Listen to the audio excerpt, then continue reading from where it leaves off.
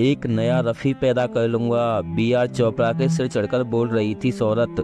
वक्त ने 1 मिनट में निकाल दी थी एकड़ी। दोस्तों, आज हम सुनाने जा रहे हैं मोहम्मद रफ़ी और बी.आर. चोपड़ा के इस बेहतरीन किस्से के बारे में, जिसे सुनकर आपको यकीन हो जाएगा कि वक्त कब किसका बदल जाए कुछ कहा नहीं जा सकता। तो दोस्तों, चलिए जानते हैं इस बेहतरीन किस्से के बारे में। इससे पहले please subscribe my channel ET knowledge. Bollywood संगीत की दुनिया में एक सिंगर ऐसे हुए जिनका नाम हर कोई लेता है। इनके बिना संगीत की बातचीत अधूरी सी लगती है। हम बात कर रहे हैं मोहम्मद रफ़ी की।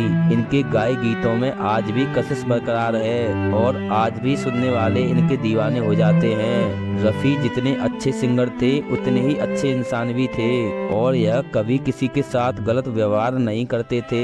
सादगी से रहने वाले मोहम्मद रफ़ी साहब से एक बार बी.आर. चोपड़ा नाराज हो गए थे और उन्होंने उनका बायकॉट कर दिया था। मोहम्मद रफ़ी साहब के लिए कहा जाता है कि वे अपने काम को लेकर बहुत संजीदा थे, साथ ही वे बेहद सरल स्वभाव के थे।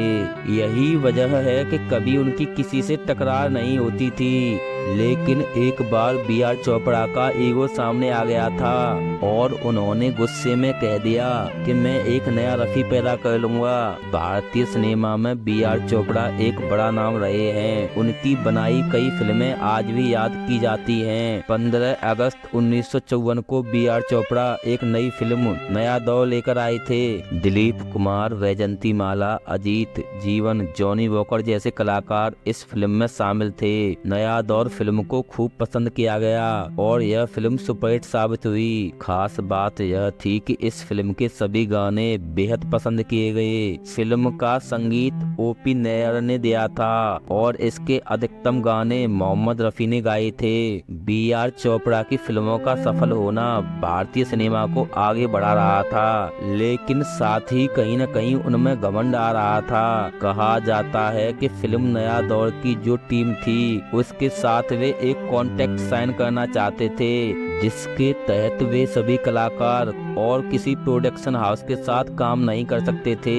कॉन्ट्रैक्ट का प्रस्ताव लेकर बी.आर. चोपड़ा रफ़ी साहब के पास गए, लेकिन रफ़ी साहब को कॉन्ट्रैक्ट वाली बात समझ में नहीं आई। ऐसे में उन्होंने बड़े सम्मान के साथ चोपड़ा साहब को कहा कि वे जनता की आवाज हैं और वे हर निर्माता निर्देशक के लिए काम करेंगे।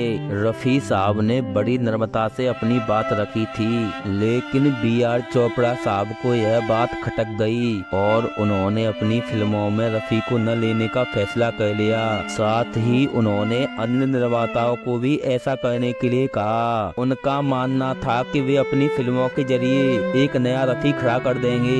चोपड़ा साहब के कहे अनुसार कई निर्माता निर्देशकों ने रफ़ी साहब को काम नहीं दिया, लेकिन इस दौरान रफ़ी ने संयम बनाए रखा।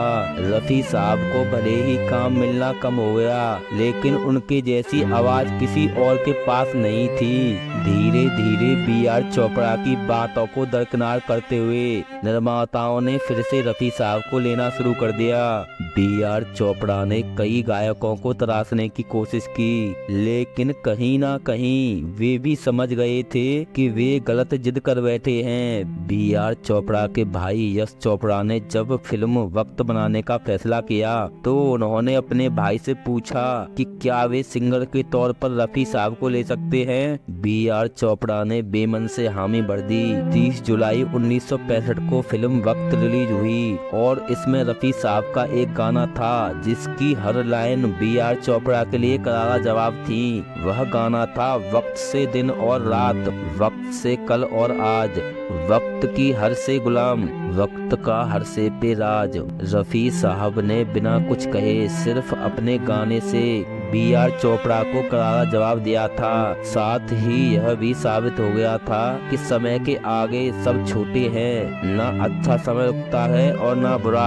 और इस तरह वक्त ने बी.आर. चोपड़ा को झुका दिया। तो दोस्तों, आपको यह किस्सा कैसा लगा हमें कमेंट बॉक्स में जरूर बताएं और वीडियो अच्छी लगी हो तो वीडियो को लाइक करें, शेयर करें और चैनल को सब्सक्राइब करना बिल्कुल ना भूलें। Thank you for watching.